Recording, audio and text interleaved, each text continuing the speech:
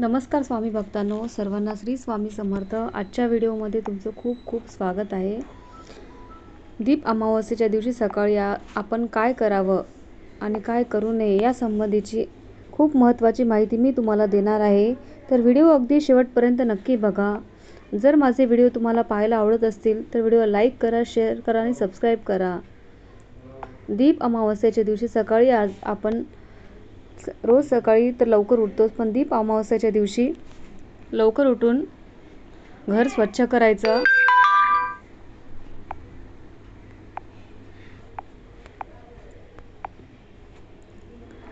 या व्हिडिओमध्ये आज आपण खास काही माहिती जाणून घेणार आहोत। ती खास म्हणजे दीप अमावस्येच्या संबंधित आहेत, कारण 12 ऑगस्ट 2026 बुधवारी रोजी दीप अमावस्या आहे। तर या शुभ मुहूर्तावर आपण काय करावं आणि काय करू नये या संबंधित मध्ये आज राहू काळ कोणता आहे आणि शुभ मुहूर्त कोणता आहे, त्यासोबत आईने मुलांसाठी वर्षातून एकदाच करता येणारा हा उपाय म्हणजे मागच्या व्हिडिओमध्येही मी तुम्हाला सांगितलेला आहे। त्यामुळे या व्हिडिओमध्ये अजूनही पाहिलं नसेल तर नक्कीच आपल्या चॅनलवर जाऊन तुम्ही नक्की पाहू शकता। आणि आता आजच्या व्हिडिओला जर काही माहिती तुम्हाला जाणून घ्यायची असेल तर ती खास काही माहिती कामानिमित्त जाणून घ्यायची आहे। तर बघा, आज सकाळी उठल्यापासून ते रात्री झोपेपर्यंत सकाळी कुठली कामे करायची हेच आजच्या व्हिडिओमध्ये मी तुम्हाला सांगणार आहे।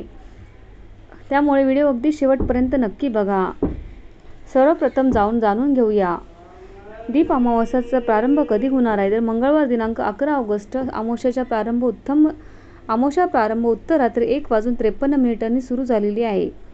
म्हणजेच काय, तर बुधवारी दिनांक 12 ऑगस्ट अमावस्या समाप्ती रात्री 11:06 संपणार आहे। तर आपण दिव्यांची अमावस्या 12 ऑगस्ट बुधवारी या दिवशी म्हणजे आज आपण साजरी करणार आहोत। तर बघा, आज सकाळी लवकर उठायचं आहे आणि आंघोळीच्या पाण्यामध्ये आपल्याला चिमूटभर हळद टाकायची, त्यासोबतच गंगाजल जर तुमच्याकडे असेल तर ते देखील टाकायचं आहे। त्यामुळे आपल्याला घरात काळे तीळ देखील आपल्या आंघोळीच्या पाण्यात टाकायचे आहे। तर अशा पद्धतीने आपल्याला या दिवसाची सुरुवात करायची आहे। आता हळद आणि काळे तीळ कशासाठी, तर बघा, आपल्याला जी काही दृष्ट लागते आणि किंवा बघा नकळतपणे कुणाची तरी दृष्ट आपल्यावरती पडते, म्हणून त्यांचा इफेक्ट आपल्या शरीरावरती होतो, आपल्या घरावरती होतो। आणि तीच निगेटिव्हिटी आपण काढण्यासाठी आपण काळ्या तीळचा आणि आपल्याला हळदीचा आपण वापर करत असतो। तर आपल्याला आंघोळीच्या पाण्यामध्ये काळे तीळ आहे आणि जे हळद आहे हे टाकून आपल्याला आंघोळ करायची आहे। या व्यतिरिक्त आपला पितृदोष दूर होण्यासाठी काळे तीळ हे खूप प्रभावी मानले जातात। त्यामुळे आणि हळदीमुळे आपलं गुरुबळ मजबूत होण्यासाठी हळद ही खूप महत्त्वाची मानली जाते। तर यांचाही उपयोग तुम्हाला या उपायाने होणारच आहे। त्यानंतर दुसरी जी गोष्ट आहे ती म्हणजे आपल्या घरामध्ये हळदीचं पाणी देखील आपल्याला शिंपडायचं आहे। त्यासोबत आपल्याला आपल्या अंगणामध्ये देखील हळदीचं पाणी, गोमूत्र एकत्र करून किंवा तुम्ही हळदीचं पाणी नुसतं गंगाजल जर एकत्र करून दरवाजासमोर शिंपडलं तर निश्चितच त्याने तुमच्या घरातील दरवाजासमोरची निगेटिव्हिटी जी आहे ती संपण्यास मदत मिळते। आणि त्यानंतर जो आपला मुख्य दरवाजा आहे तो स्वच्छ पुसून घ्यायचा, त्यावरती शुभ लाभ लिहायचं आणि स्वास्तिक काढायचं आणि आपला जो उंबरठा आहे त्याला हळदीचे लेपन आवर्जून करायचं आहे। हळदीचं लेपन वगैरे झाल्यानंतर लक्ष्मीची पावले रांगोळी काढायची आणि त्यावर हळदी कुंकू अर्पण करायचं। हे सगळं झाल्यानंतर आपल्याला मुख्य दरवाजा एक छोटासा उपाय देखील करायचा आहे। एक दिवा लावायचा आहे, पण तुम्ही पंती घेऊ शकता, कणकेचा दिवा बनवला तरी चालणार। तर आता तो कशा पद्धतीने लावायचा, तर बघा, तुमच्याकडे जर विड्याची पाने असतील तर 2 विड्याची पाने घ्यायची आणि त्यानंतर आपल्याला विड्याच्या पानावर तुम्हाला कुंकू आणि स्वास्तिक काढायचं आहे आणि मग दिवा त्या पानावरती ठेवायचा आहे। नसतील विड्याचे पाने तर काही हरकत नाही, एक प्लेट घ्या, त्यावर स्वास्तिक काढा आणि त्यावर हा दिवा ठेवा। दिवा ठेवताना हा दिवा ठेवत असताना एक तर तुम्ही तेलाचा लावला असेल तर तो अमावस्येला मोहरीच्या तेलाचा लावा, मोहरीचे तेल नसेल तर तुपाचा दिवा लावायचा आहे। त्यामुळे तुम्हाला लाल रंगाची वात बनवायची आहे, नसेल तर मग कापसाची वात आहे तर त्यात थोडंसं कुंकू लावून आपल्याला ती वात लाल बनवून घ्यायची आहे। अशा पद्धतीने तुम्हाला तो दिवा लावायचा आहे। एक तर तुम्ही मोहरीच्या तेलाचा लावा किंवा तुपाचा लावा। आता तुम्हाला यामध्ये तुम्हाला कोणता लावायचा असेल ते बघा।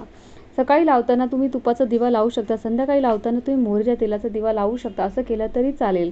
तर आता दिवा वगैरे लावून झाल्यानंतर पुन्हा एकदा या दिव्याला आपण नमस्कार करायचा, कारण आज दीप अमावस्या आहे, म्हणून या दिव्याला अनन्यसाधारण विशेष असं महत्त्व दिलं जातं। या दिव्याचं विशेष महत्त्व आज आपण जी काही सेवा करतो ती आपल्या देवापर्यंत सेवा पोहोचवण्याचं काम हे दिवा करत असतो. म्हणून आपल्याला त्यालाही नमस्कार करायचा आणि त्यानंतर आपल्याला पुढच्या कामाला लागायचं आहे.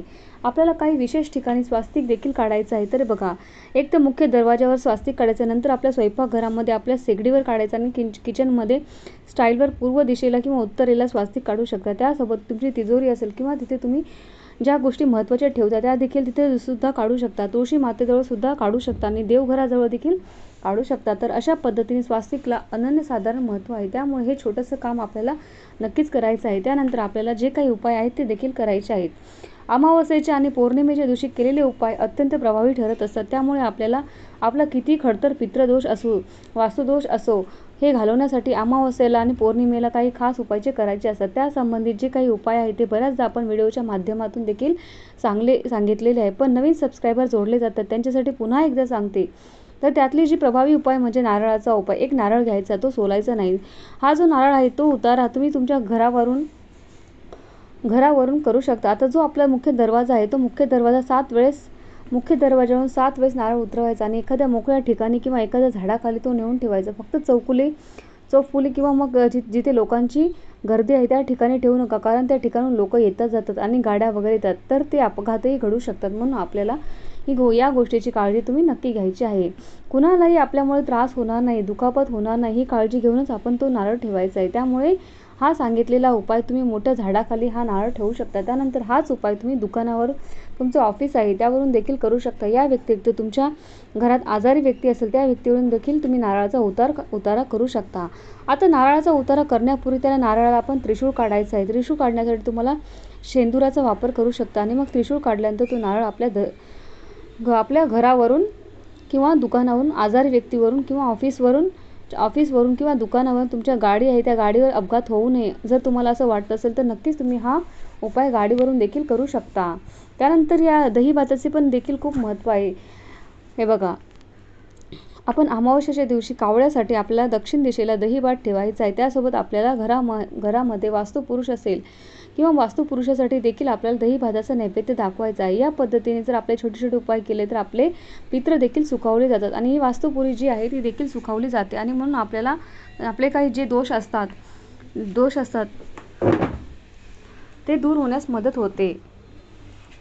आणि तुमच्याकडे जर वेळेवर नारळ नसेल तर आईने वेळेवर व्हिडिओ पाहत असेल तर तुमच्याकडे जर नारळ नसेल तर भात बनवायला अजिबात वेळ लागत नाही. तुम्ही भात बनवा आणि त्यानंतर थोडासा दही टाकला आणि त्याने उतारा केला तरी चालणार आहे. अशा पद्धतीने दही भाताचा देखील तुम्ही उतारा खूप प्रभावी मानला जातो. तर हा उतारा तुम्ही नक्की करू शकता. त्यानंतर आईने मुलासाठी काही उपाय करायचे असतात. या व्यतिरिक्त पत्नीने आपल्या पतीसाठी जर हा उपाय केला तरी चालणार आहे.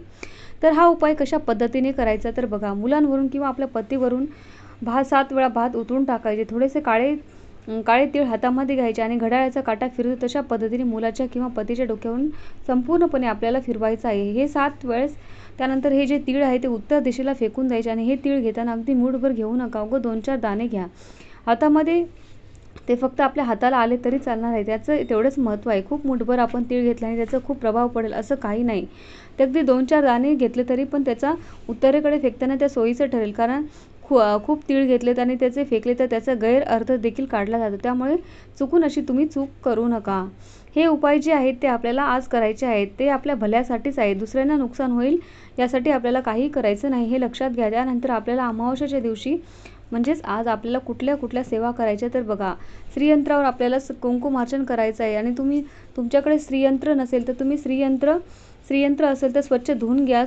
श्रीयंत्र नसेल तर तुम्ही लक्ष्मीच्या मूर्तीवरती किंवा सुपारीवरती, तुमच्या कुलदेवीच्या टाकावरती किंवा कुलदेवीवरती अभिषेक करून पुन्हा एकदा स्वच्छ धुवून पुन्हा एकदा पुसून कुंकुमार्चन तुम्हाला करायचं आहे. कुंकुमार्चन करताना श्रीसूक्त 16 वेळा म्हणायचं आहे. पुरुष सूक्त एकदा म्हणायचं आहे. गायत्री मंत्र, विष्णू गायत्री मंत्र, श्री स्वामी समर्थ मंत्र, नवर्ण मंत्र 16 वेळेस म्हणायचं आहे आणि अशा वेळेस आपल्याला कुंकुमार्चनची सेवा तुम्हाला करायची आहे.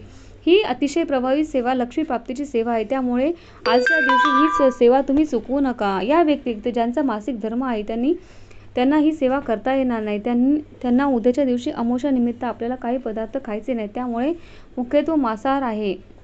या व्यतिरिक्त कुणाच्या घरचा चहा वगैरे घ्यायचा नाही. जो विड्याचे पानं असतात ते खायचे नाही. त्यासोबत पांढऱ्या रंगाची मिठाई देखील आपल्याला काळजी नाही तर थोडी थोडी जर आपण काळजी घेतली तर निश्चित आपल्याला कोणत्याही नकारात्मक हानी पोहोचू शकत नाही. या व्यक्तीत आपण स्वामींची सेवा करतो त्यामुळे आपल्याला घाबरण्याची काही गरज नाही. जितकी काळजी आपल्याला घेता येईल तितकी नक्कीच घ्यावी. तर आजची माहिती तुम्हाला कशी वाटली तर कमेंटमध्ये नक्की कळवा आणि याविषयी तुम्हाला जर काही शंका वाटत असेल तर तुम्ही कमेंट बॉक्समध्ये मला विचारू शकता. व्हिडिओ आवडला असेल तर व्हिडिओ लाईक करा, शेअर करा, सबस्क्राईब करा.